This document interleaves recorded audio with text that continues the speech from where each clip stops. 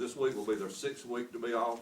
You know, they were told in the beginning they would be off 6 weeks and they'll be brought back to work. Now, you know, the letter that went out the other day, although I don't think it was authorized because only 2 commissioners, you know, even agreed with the letter, was wanting to put them off another 4 weeks. And to me, that's just unconscionable. And I think that although we do have a crisis and we got money problems down here, I think that we can make payroll until, you know, the occupational tax money starts coming in and other revenue starts coming in.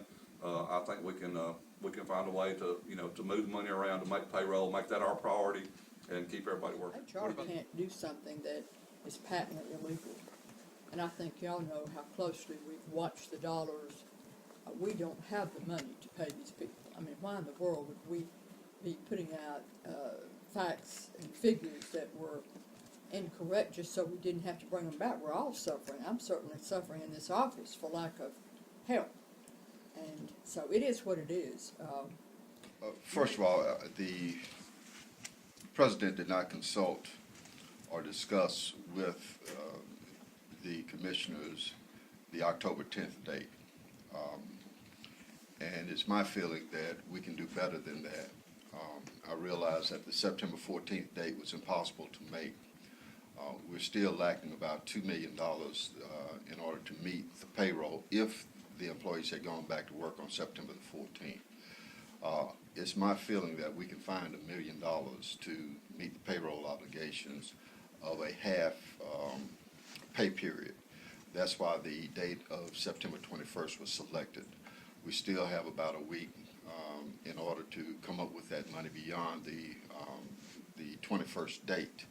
And I think it's something doable, even if we have to put off some other financial obligations in order to meet that pay period. I think it can be done. What about the comment you made earlier when you were, Collins basically told you it's illegal, you could go to jail?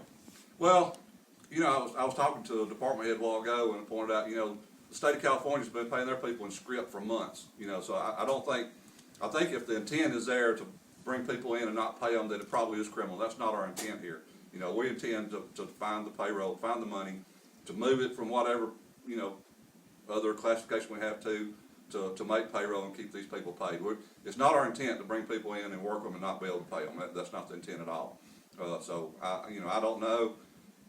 If it happens, it happens. I don't know. But it's just something I felt like I had to do. Who told you you would go to jail for bringing her back? County attorney.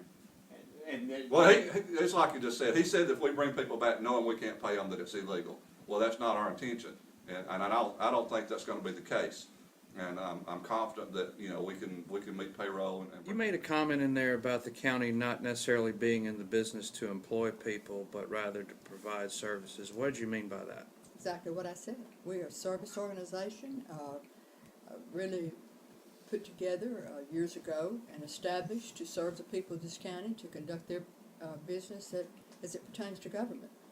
And while employees carry out those directives, the point I was making, that this whole thing has suddenly become only about employees and their return to work. So that's the point I was making, and we can't run the courthouse without people working here. But we must not bring people back until we can pay them.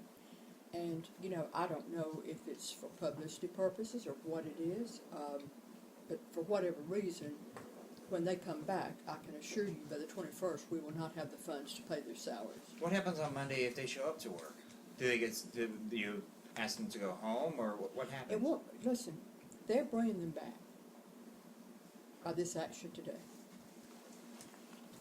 The county can't meet their payroll, then you'd have to ask an attorney what happens at that point, because we cannot make payroll for these To people. provide services to the public. That's why we're here. That's why county government was formed many years, many decades ago, was to act in place of the state to collect revenue to be distributed to the state and the other municipalities in this area. If we don't have the capacity to perform that service, then we're not living up to our constitutional obligations.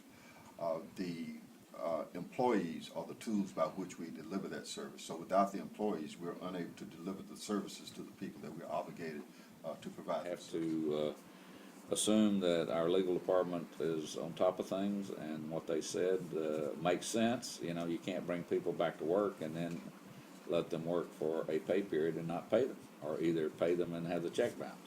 Is this something you can vote for on Tuesday No, absolutely not. for that reason?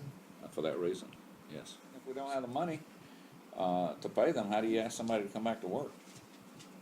You know, on the hopes that you'll have the money. It's not a good way to run a railroad.